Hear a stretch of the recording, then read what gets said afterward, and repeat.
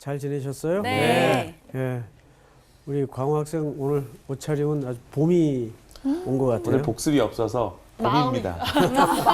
좋겠다. 어두워. 겨울이다. 어둡다, 오늘 어두워. 복습은 옷 색깔로 구분이 되네. 예, 오늘 김상훈 학생이 복습인 것 같아요. 네네네. 예. 하시죠. 할까요? 네. 네. 네. 시작을 해주셔야 제가 하는데. 자, 시작. 네. 지난 시간에 공부한 거를 딱 대체 요약을 해보면 세 가지로 요약을 할 수가 있습니다. 첫 번째로 뱀처럼 지혜롭고 비둘기처럼 순결하라. 이 뜻은 이 뱀의 특성을 좀 봐야 되는데요. 민첩하면서도 민감합니다. 그리고 비둘기처럼 순결하라. 이게 신부를 상징하는데요. 이 신부가 오로지 신랑만을 집중하는 자세, 네. 그걸 뜻하거든요. 그래서 요 말뜻은 신부인 우리가 신랑 대신 예수님이 무엇을 좋아하고 무엇을 싫어하는지 민감하게 캐치를 해서 민첩하게 행동하는 거예요. 바로 이런 뜻을 가지고 있습니다. 그럼 그러기 위해서 어떻게 하냐? 예수님의 말씀, 우리 신랑 대신 예수님의 말씀을, 여호와의 말씀을 주야로 묵상하는 것. 그것이 굉장히 중요한 자세입니다. 네. 그 두 번째, 염려해서는 안 된다. 염려해서는 안 된다. 왜냐하면 우린 그리스도인으로 해가지고 핍박과 고난을 받게 돼 있습니다. 하지만 핍박과 고난을 받음으로 해서 그 사람에게 복음이 증거될 수 있다는 사실을 잊지 말아야 됩니다. 누군가 만약에 고난을 받고 있고 핍박을 받고 있다. 그렇다면 그 사람에게 바로 복음이 증거되고 있다는 시작이라는 걸 잊지 말아주십시오. 그리고 세 번째, 끝까지 견디라. 끝까지 견디라. 이 견딘다라는 말은 머문다라는 표현인데 그냥 가만히 머문다라는 뜻이 아니라요. 이렇게 표현할게요. 학이 우아하게 물 위에 떠 있지만 네. 사실 물 밑에서는 계속 발기질을 하고 네. 있거든요. 그만큼 우리가 솔직히 뭐 세상 사람도 우리를 뭐 개독기라고 얘기하고 뭐 또라이라고 얘기를 하지만 우리의 진정한 똘끼는 바로 성실함이라는 걸 잊지 말아주시기 바랍니다. 우리의 똘끼는 성소랍니다. 여호와의 말씀을 주야로 묵상하는 그런 우리의 성실함이 바로 우리의 크리스천들의 무기가 아닐까 싶습니다. 학은 걸어 다니지 감사합니다. 않아요? 저기요. 학은 걸어 다니지 않아요? 네. 헤어 만지고? 새가 잘못됐네. 네, 의미는 충분히 이해하겠고 너무 잘했어요. 역대급 복습이었어요. 그래요? 표정까지 살아있는. 다음 주에는 좀 밝은 옷을 입고 오십시오. 와우. 네, 좋습니다. 네, 아주 정확하게 핵심을 무엇보다도 그 첫 번째 뱀같이 지혜롭고 비둘기같이 순결하라. 전혀 어울리지 않는 문장의 조합인데도 불구하고 그렇게 말씀하신 이유는 우리 상훈 학생이 말한 것처럼 뱀처럼 민첩하고 민감하게 누구에게 집중하라는 얘기죠? 신랑에게만 신랑 대신 그리스도께. 예, 아주 잘하셨어요. 오늘 수업 마태복음 34강 슬기로운 성도의 생활. 자, 오늘은 이제 그 다음 문단으로 좀 들어가겠는데요. 네. 마태복음 10장 24절에서 33절까지 우리 광호 학생부터 좀 읽어보십시다. 제자가 그 선생보다 또는 종이 그 상전보다 높지 못하나니 제자가 그 선생 같고 종이 그 상전 같으면 조카도다. 집 주인을 바알세불이라 하였거든 하물며 그 집 사람들이랴. 그런즉 그들을 두려워하지 말라. 감추인 것이 드러나지 않을 것이 없고 숨은 것이 알려지지 않을 것이 없느니라. 내가 너희에게 어두운 데서 이르는 것을 광명한 데서 말하며 너희가 귓속말로 듣는 것을 집 위에서 전파하라. 몸은 죽여도 영혼은 능히 죽이지 못하는 자들을 두려워하지 말고 오직 몸과 영혼을 능히 지옥에 멸하실 수 있는 이를 두려워하라. 참새 2마리가 한 아사리온에 팔리지 않느냐. 그러나 너희 아버지께서 허락하지 아니하시면 그 하나도 땅에 떨어지지 아니하리라. 너희에게는 머리털까지 다 세신 바 되었나니 두려워하지 말라. 너희는 많은 참새보다 귀하니라. 누구든지 사람 앞에서 나를 시인하면 나도 하늘에 계신 내 아버지 앞에서 그를 시인할 것이요 누구든지 사람 앞에서 나를 부인하면 나도 하늘에 계신 내 아버지 앞에서 그를 부인하리라. 예. 네. 오늘은 이제 슬기로운 성도의 생활의 이제 두 번째, 지난주가 첫 번째 시간이었고 두 번째 시간인데 오늘은 특별히 세 종류의 그 조합이 등장을 합니다. 성경을 좀 보십시다. 제자가 누구보다, 선생보다. 또 종이 누구보다, 상전보다. 예, 또 제자가 그 선생 같고 종이 그 상전 같으면 조카도다. 그다음에 또 나오는 게 집주인. 집주인. 그렇죠? 집주인을 바알세불이라 하였거나 하물며 그 집 사람들이야. 그러니까 집주인과 집 사람들. 자, 한번 정리해 볼까요? 자, 첫 번째 제자와 제자, 그렇죠. 제자와 제자, 선생. 선생보다. 선생. 두 번째는 종과 상전. 종과 상전. 상전. 상전. 세 번째는 집주인과 사람과 집주인. 옳지. 집사람들. 집 사람들과 집주인. 집주인. 집주인. 집주인. 이렇게 세 종류의 사람이 등장을 해요. 근데 사실 이것은 히브리인들의 그 문학의 방법이에요. 이제 요 문학의 방법을 나중에 저 소개를 드리겠지만 히브리인들은 이런 구조를 통해서 메시지를 드러내게 하는 방식을 자주 취합니다. 자, 그러면 이 얘기가 무슨 얘기일까? 제자와 선생부터 설명을 좀 하겠습니다. 여기 단순히 제자가 선생보다 뭐하지 못하다? 높지 높지 못하다. 이게 좀 막연해요. 이건 뭐 왜 이런 소리를 했을까? 우리가 좀 잘 모르겠어요. 자, 그런데 요즘 우리가 갖는 이 개념하고 당시 사람들이 갖는 관계 개념이 문화가 많이 차이가 있습니다. 자, 그러면 이 유대인들에게는 스승과 제자의 관계가 어떤 개념일까요? 우리나라보다 더 많이 그렇죠. 네. 우리나라는 아무것도 아닙니다. 스승, 그러니까 선생님에게 적어도 제자는 그냥 종이에요. 종. 이해가 돼요, 여러분? 네. 예. 그러니까 우리나라보다 더 셉니다. 그러면 잘 생각하세요. 제자들이라고 할 때는 선생님을 이제 따른다. 문화생으로 들어가고 싶다. 할 때는 이유가 뭐겠어요? 그분의 가르침이 훌륭하기 때문에. 배우기 위해서. 선생이 되고 싶어서. 그런 경우도 있겠죠. 그 굉장히 중요한 이유가 있는데 첫째는 그 스승을 닮고 싶은 욕망이 그 속에 있는 거죠. 네. 두 번째는 바로 이 부분입니다. 그래서 두 번째 조합이 등장을 하는 거예요. 나는 당신의 종이 되겠습니다. 이해가 돼요, 여러분? 네네. 그래서 그 당시 종과 상전의 개념이 짝으로 조합으로 등장을 하는 거예요. 그러니까 이 개념이 사실은 어디에 포함되어 있는 거죠? 제자와 제자와 네. 선생의 관계 개념 속에 하부 개념으로 포함되어 있는 거예요.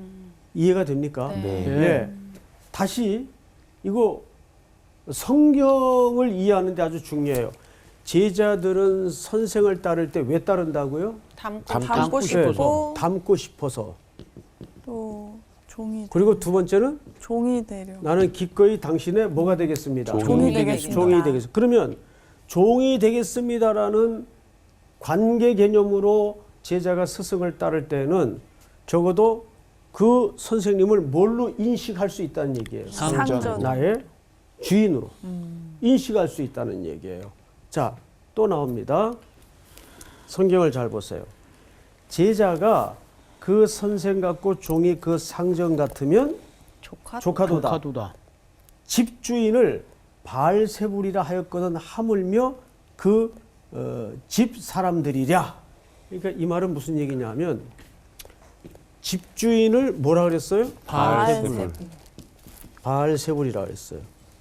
그러면 당연히 이 집 사람들은요 같은 취급을 받는 네. 거예요. 네. 이 여기서 이 조합이 등장하는 것은 똑같은 종족이다. 같은 취급을 받는다. 그러면 제자는 영광이겠어요? 기분 나쁘겠어요? 영광이죠. 똑같은 영광이죠. 취급받으면 닮고 싶었는데 영광이죠. 닮았어. 그렇죠. 음. 이제 이 점진법이 무슨 의미를 담고 네. 있는지 아시겠어요? 그러니까 우리가 성경을 그냥 흘낏 읽을 때는 이게 뭐 똑같은 비슷한 얘기가 왜 자꾸 나오지? 그런데 계속해서 이게 제일 큰 관계 개념이고 이 관계 속에는 이 개념이 있고 이 개념이 있다는 거예요. 네. 이걸 이제 점진법을 통해서 설명을 하는 거죠. 네. 문제는 그 스승이 비방을 받는다면 그러면 제자들도 비방을 받는 게 이상한 당연하죠. 걸까요? 당연한 거죠. 당연한 거죠. 네. 이게 이제 본래의 메시지예요. 세상으로 파송하는 제자들에게 예수님이 말하고 싶었던 본래의 메시지예요. 너희들이 나를 따른다. 그러면 나를 닮고 싶어 한다는 말이 되는데 네. 이게 어느 나라 개념이라고요? 이쪽 그 사람 유대인들의 유대인들의. 개념이에요. 동시에 나의 종이 되겠다는 뜻도 된다. 내포돼 있어요. 예. 그러면 종과 당시 상전의 관계는 어떤 관계인지 당시 사람들의 통념상 다 안단 말이에요. 네. 네. 그리고 또 하나의 조합이 뭐냐면 집주인이 바알세불이라면 집사람들은 똑같은 취급을 죄송합니다. 더 말할 것 없이 똑같은 취급을 받는 거예요. 네. 그러면 선생님이 고난을 받고 박해를 받고 세상에 따돌림을 받는다면 그걸 종으로서 담고 싶어하는 사람 제자들의 입장에서는 그런 취급을 받는 게 이상한 게 아니라 당연한 거라는 거죠. 그러니까 똑같이 취급을 받는 것이 이상한 게 아니라는 거죠. 근데 오늘 본문에서는 그걸 뛰어넘는 얘기를 하고 싶은 거예요, 사실은. 네. 그렇다면 그거를 자랑으로 여겨야 된다 그 말이에요. 자랑까지. 그게 쉽지 않죠. 네. 그걸 자랑으로 여겨야 된다. 그러면은 나는 존경하지만 난 저렇게 그까지 막, 하까지 하고 싶지는 않아는 진짜 제자가 아닌 거예요. 옳지. 제자가 아니지. 예. 하나를 가리키는 둘을 깨닫는. 당연한 거 아니에요? 이 진짜 중요한 얘기를 했어요. 네. 사실은. 예. 가끔 가다가 한 방씩 터뜨리고 보니까 예? 사실은 그 얘기예요. 그 내가 그리스도의 제자라고 하면서 네. 난 저렇게까지는 그러면 그건 제자가 아닌 거예요. 광호 학생 그래요 안 그래요? 맞습니다. 예. 우리 수혜 학생한테 고맙다고 얘기하세요. 아유, 훌륭하구만, 훌륭해. 그렇게 빈문식을 아주 종이 되겠어. 아마 사실은 오늘 본문에서 예수님이 들추어내고 싶은 게 저 얘기예요. 네. 예, 수혜 학생이 꺼내놓은 얘기한, 물음처럼 그 얘기를 하고 싶은 거예요. 그러고 보면 제자가 되는 길이 그냥 따른다고 되는 길은 맞아요. 아니에요. 네. 예. 주님이 가신 길을 나도 따르겠다고 한다면 주님이 기꺼이 받으신 모욕과 고난과 이런 것들을 견디고 따르는 정도가 아니라 그걸 영광으로 생각해야 된다니까요. 그게 진짜 제자라는 거예요. 네. 찐 제자. 예. 자, 제가 그 그랜트 오스본이라는 분이 있는데 그랜트 오스본. 이분은 그 학생들에게 매 시간 고린도후서 11장을 읽힌대요. 그 고린도후서 11장을 그래서 우리가 한번 찾아보도록 하십시다. 신약성경 11장 16절. 16절. 297쪽입니다. 고린도 후서 11장 16절. 광호 학생부터 한번 읽어볼까요? 한 네. 절씩 교도갑니다. 쭉 옆으로. 내가 다시 말하노니 누구든지 나를 어리석은 자로 여기지 말라. 만일 그러하더라도 내가 조금 자랑할 수 있도록 어리석은 자로 받으라. 자, 여기서 이제 바울이 지금부터 내가 좀 자랑을 하겠다. 그리스도의 제자로서 그 자랑을 잘 들어보세요, 수혜 학생. 내가 말하는 것은 주를 따라하는 말이 아니요 오직 어리석은 자와 같이 기탄 없이 자랑하노라. 여러 사람이 육신을 따라 자랑하니 나도 자랑하겠노라. 너희는 지혜로운 자로서 어리석은 자들을 기쁘게 용납하는구나. 누가 너희를 종으로 삼거나 잡아먹거나 빼앗거나 스스로 높이거나 뺨을 칠지라도 너희가 용납하는도다. 다시 광호 학생으로 가서 나는 우리가 약한 것 같이 욕되게 말하노라. 그러나 누가 무슨 일에 담대하면 어리석은 말이 남아 나도 담대하리라. 그들이 히브리인이냐 나도 그러하며 그들이 이스라엘인이냐 나도 그러하며 그들이 아브라함의 후손이냐 나도 그러하며 그들이 그리스도의 일꾼이냐 정신없는 말을 하거니와 나는 더욱 그러하도다. 내가 수고를 넘치도록 하고 옥에 갇히기도 더 많이 하고 매도 수없이 맞고 여러 번 죽을 뻔하였으니 유대인들에게 40에서 하나 감한 매를 5번 맞았으며 3번 태장으로 맞고 1번 돌로 맞고 3번 파손하고 일주야를 깊은 바다에서 지냈으며 여러 번 여행하면서 강의 위험과 강도의 위험과 동족의 위험과 이방인의 위험과 시내의 위험과 광야의 위험과 바다의 위험과 거짓 형제 중에 위험을 당하고 또 수고하며 애쓰고 여러 번 자지 못하고 줄이며 목마르고 여러 번 굶고 춥고 헐벗었노라. 이 외의 일은 고사하고 아직도 날마다 내 속에 눌리는 일이 있으니 곧 모든 교회를 위하여 염려하는 것이라. 누가 약하면 내가 약하지 아니하며 누가 실족하게 되면 내가 애타지 아니하더냐. 예, 30절을 제가 읽겠습니다. 내가 부득불 자랑할진대. 이게 이제 바울의 네. 자랑의 본질이에요. 내가 약한 것을 자랑하리라. 네. 주 예수의 아버지 영원히 찬송할 하나님이 내가 거짓말 아니하는 것을 아시느니라. 자, 여러분 지금까지 사도 바울이 자기 평생의 참된 자랑을 쭉 열거했는데 그 모든 항목들이 다 누가 겪었던 걸 따라간 길입니까? 예수님이. 그렇죠. 예수님이 겪으셨던 고단한 삶의 길을 따라갔던 자기의 걸음들을 그 약했던 쫓기고 배고프고 얻어맞고 갇히고 이런 걸 지금 뭐 하고 있어요? 자랑하고 견디는 정도가 아니에요. 근데 세상적으로 봤을 때는 아, 뭐 자랑할 이런 거야. 거를 자랑해 이게 자랑할 그러니까. 거야 이런 그럼 그 자랑의 본질이 뭘까요? 내가 예수님을 스승을 따라가. 따라서 이렇게 살아간다. 그렇죠. 내가 진짜 제자다. 그렇죠. 바로 이 얘기를 하는 거예요. 네. 그래서 이 세 가지 조합이 오늘 마태복음 10장에서 왜 나오게 되었는가? 이제 그 핵심적 가치를 아시겠어요? 네. 예.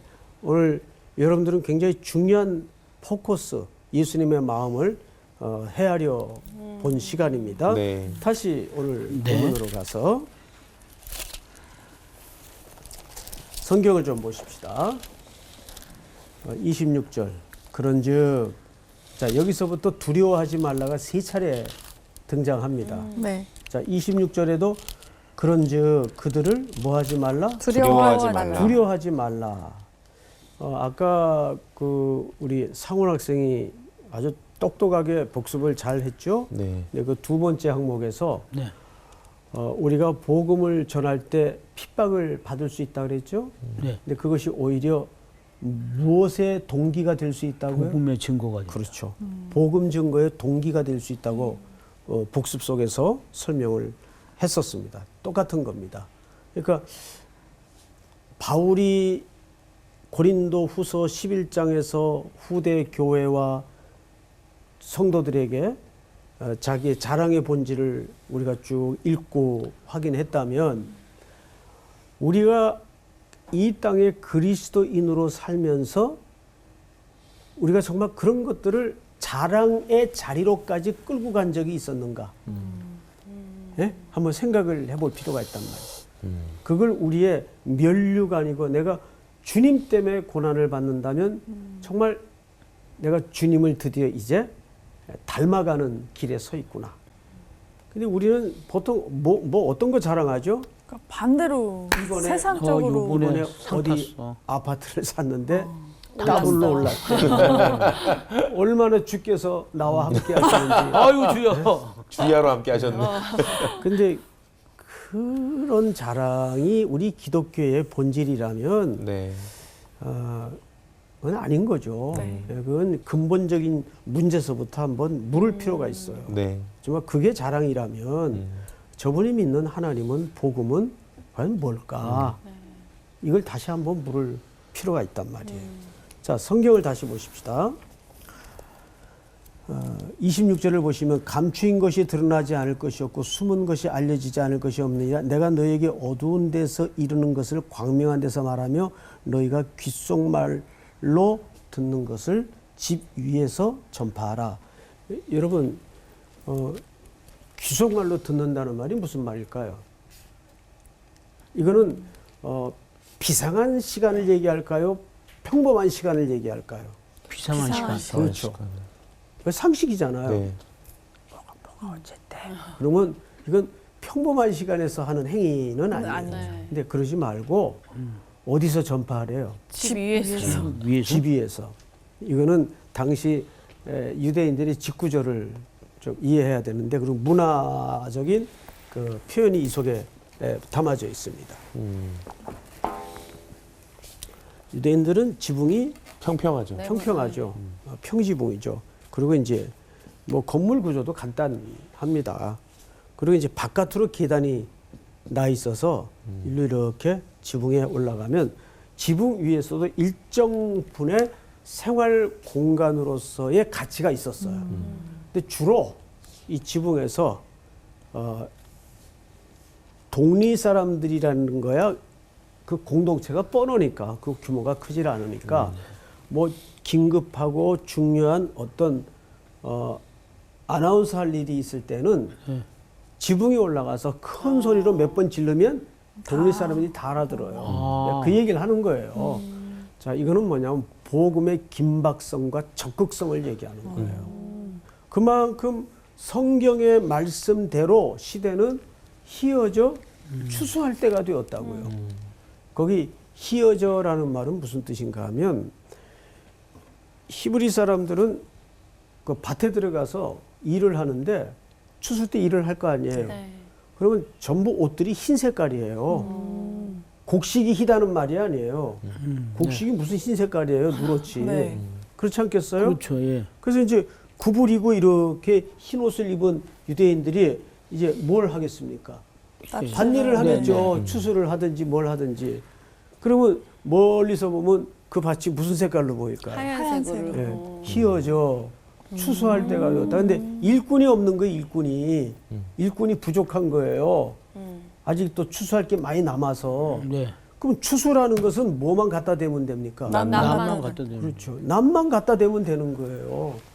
그만큼 영적으로 허기가 무르익었다는 시기에 지금 시기가 왜 예수님 십자가의 죽음의 순간부터 지금까지가 우리가 성경적으로 무슨 시대라 그러죠? 종말의 시대라 네. 그러잖아요. 세상 끝날이 다가오고 있단 말이에요.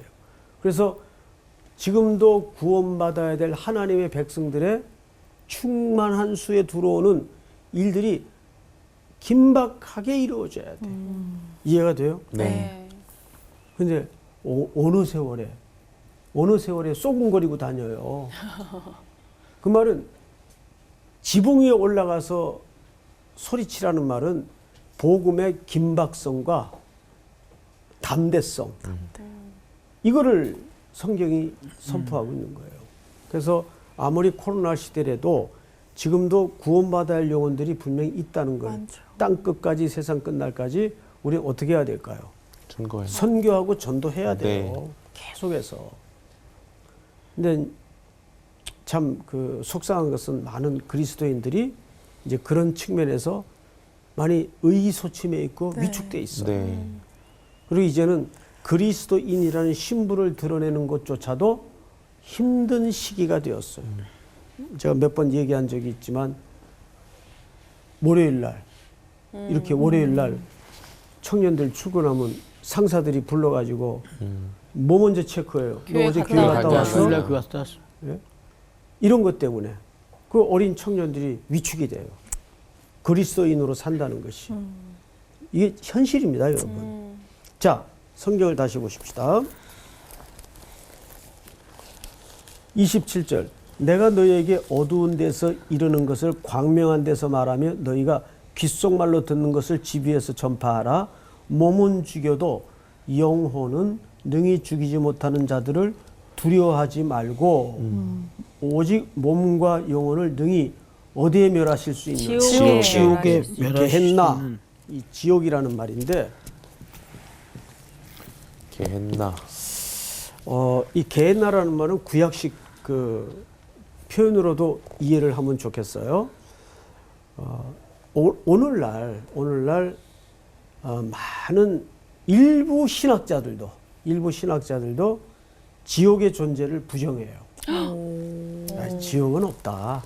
그냥 괜히 하나님이 우리를 겁주기 위해서 가상적으로 만들어 놓은 거지. 실제 그런 신학자들의 글들을 제가 읽어봤습니다. 그 이유가 뭐냐 하면 그럴듯해요. 현대인들의 그 이성 속의 매력적인 설명을 해요. 생각해봐라. 하나님의 성품이 사랑이 사랑이신데. 하나님인데 네. 그런 거 만들어 놓고 우리 협박하고 겁주겠냐. 그건 괜히 하는 소리다. 우리가 잘 살라고. 그래서 우리 안심시키죠. 그럴싸하네요. 벌써 그럴싸하다. 들으면 그럴싸해. 빠지겠는데. 그거. 큰일 났어. 그러니까 그런 소리나 그런 말을 들으면 네. 현대인들은 그러면 그렇지. 그게 더 합리적인 맞아. 생각일 수가 있단 말이에요. 근데 문제는 그런 추론이나 합리적인 생각이 중요한 게 아니에요. 그렇죠. 성경은 또 특별히 예수님도 네. 지옥을 여러 차례 언급을 했어요, 안 했어요? 하셨죠. 했단 말이에요. 네. 그래서 지옥의 이 존재는 우리가 항상 성경대로 존재한다. 이렇게 믿어야 돼요. 네. 예, 심지어 어떤 사람은 아주 그 지식인인데 깜짝 놀란 대답을 들어봤어요. 네. 당신 왜 교회 다니고 왜 예수 믿습니까? 이분이 나 지옥 가기 싫어서. 이런 단순 무식한 대답이 어디 있어요? 근데 그런데 그게 정답 아니에요? 그렇지. 가장 신학적인 대답이에요. 네. 사실은 예, 정답이죠 그게. 그걸 믿음이 없는 대답이라고 할 수 있습니까? 그건 정말 믿음 있는 대답이에요. 당신이 왜 교회 다니고 왜 예수 믿습니까? 나 지옥 가기 싫어서요. 근데 요즘 그런 식으로 대답하면 아유 배우지 못한 게 이런 식으로 취급을 당하는. 그렇죠. 그러나 결코 그렇지 않습니다. 자, 성경을 다시 보십시다. 29절. 참새 2마리가 한 아사리온에 팔리지 않느냐. 자, 여기 이제 참새에 대해서 우리가 좀 공부를 할 필요가 있는데 참새. 2마리가 한 아사리온이에요. 그럼 한 마리 값은요? 반 반 아싸. 반 아사리온이죠. 네. 예. 그런데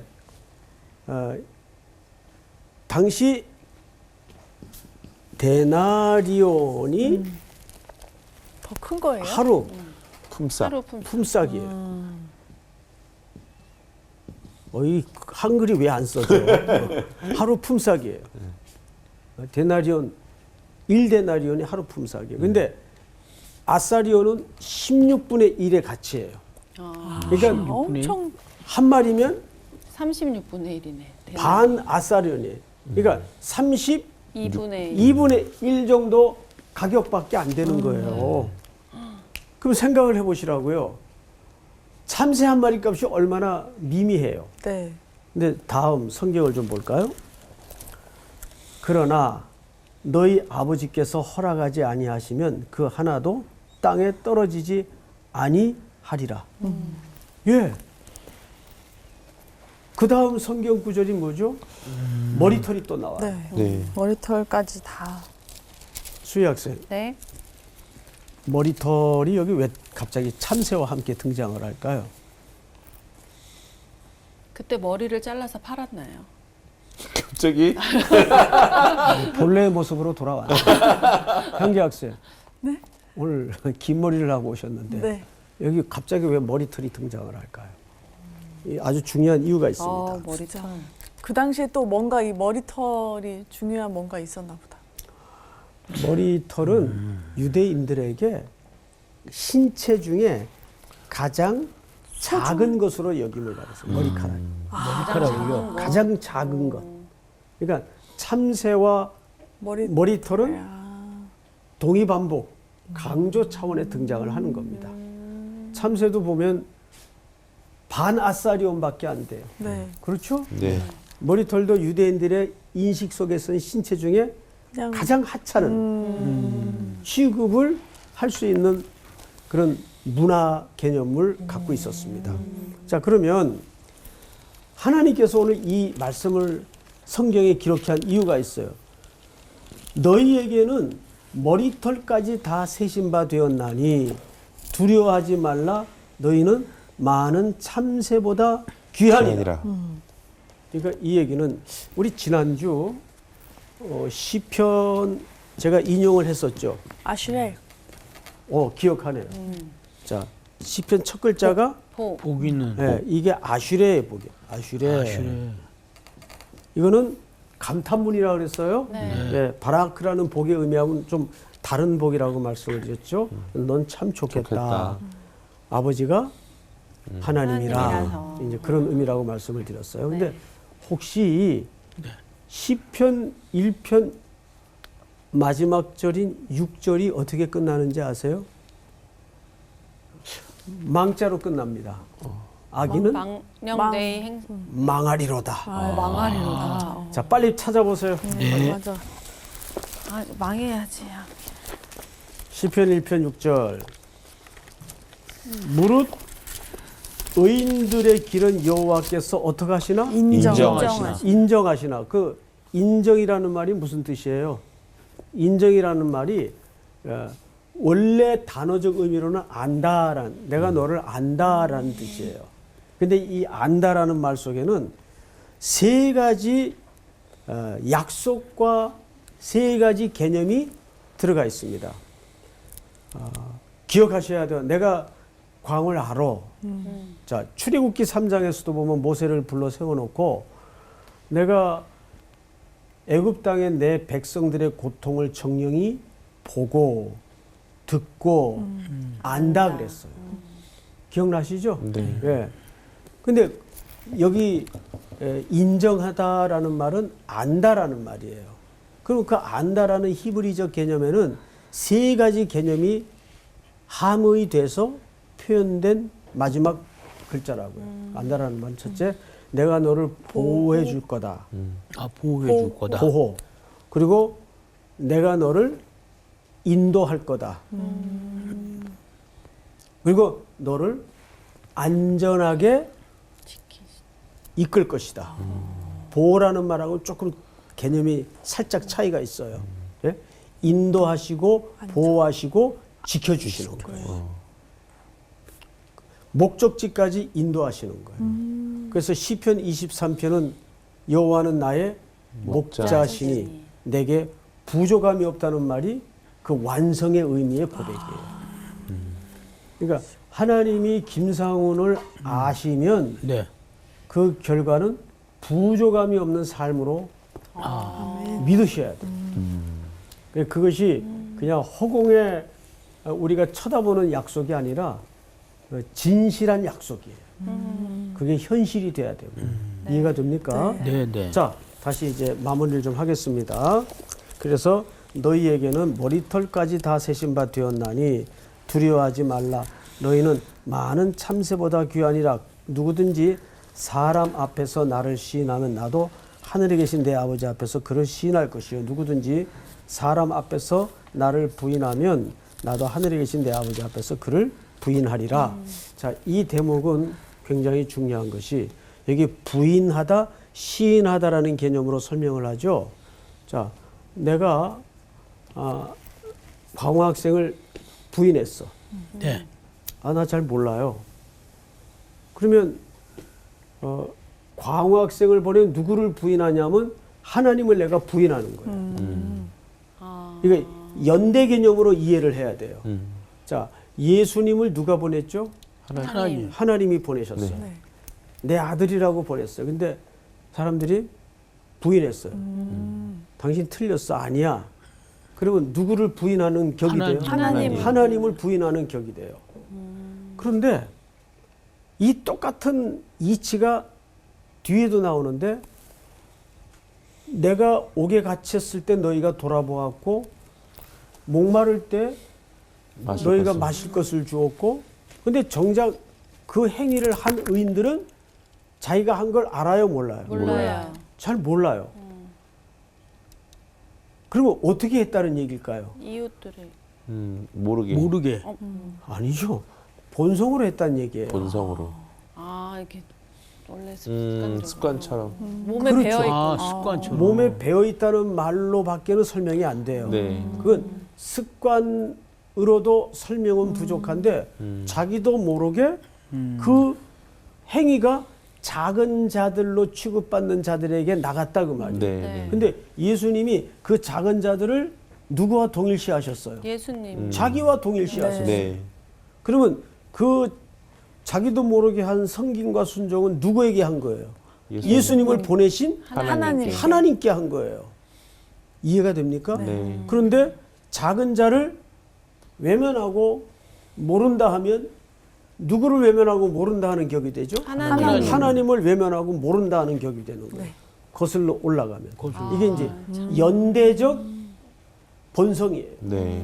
그러니까 우리가 하나님께 택함 받은 의인으로서 이 땅에 던져졌다면 우리는 나도 모르는 사이에 그게 본성적 삶이 돼야 된다 그 말이에요. 작은 자들에 대한 삶의 태도가 이해가 되죠? 네. 하나님께서 그러한 자를 지키시고 인도하시며 보호하신다는 약속을 머리털까지 세임받았다는 약속으로 우리에게 하시는 겁니다. 네. 그 하나님을 두려워하라는 말은 그 하나님을 인식하고 살라는 말이지. 네. 이해가 되죠? 네. 예. 세 번에 두려워하지 말라와 한 번에 두려워하라는 말 기억하시기 바랍니다. 네. 그래서 오늘 본문 전체에서는 하나님을 두려워하고 세 번에 두려워하지 말라, 두려워하지 말라, 두려워하지 말라를 26절, 28절, 31절에서 여러분들이 확인할 수 있습니다. 네. 자, 오늘 공부는 여기서 마치도록 하겠습니다. 네. 감사합니다. 설명을 해주시니까 알지 이게 두려워하지 말라 두려워하라를 우리가 잘 이해 못하면 헷갈릴 것 같아 진짜. 아니 그리고 나는 그 인정한다 그 말이 우리를 보호해 주시고 인도하시고 지켜주신다 이 개념으로 생각은 전혀 못했거든. 그냥 맞아. 그냥 인정한다 그냥 우리가 인정해 하는 그런 가볍게 인정, 뭐 생각했는데 이렇게. 너무 든든한 거예요. 그 말씀 자체가. 맞아. 근데 이게 사실 좀 조심해야겠다는 생각을 해요. 왜냐하면 이게 연대가 있기 때문에 만약이라도 우리 지극히 작은 자에게 연대 예수님께서 오셨는데 그들 우리가 이렇게 함부로 하게 그렇죠. 되면 예수님 결국은 욕먹이는 우리는 거죠. 하나님 욕하게 하는 거니까. 오늘 어쨌든 말씀을 통해서 엄청 은혜 받고 너무 좋은데 그만큼 부담감이. 엄청 부담이 게 되는 그리고 말씀인 내 거죠. 삶을 어떻게 살아야 되나를 또 다시 점검해보게 되는 맞아요. 거죠. 맞아요. 거룩한 부담감을 알고 네. 한 주 열심히 살아봅시다. 네. 네. 가시죠. 보여지지 않는 놀라움들의 관해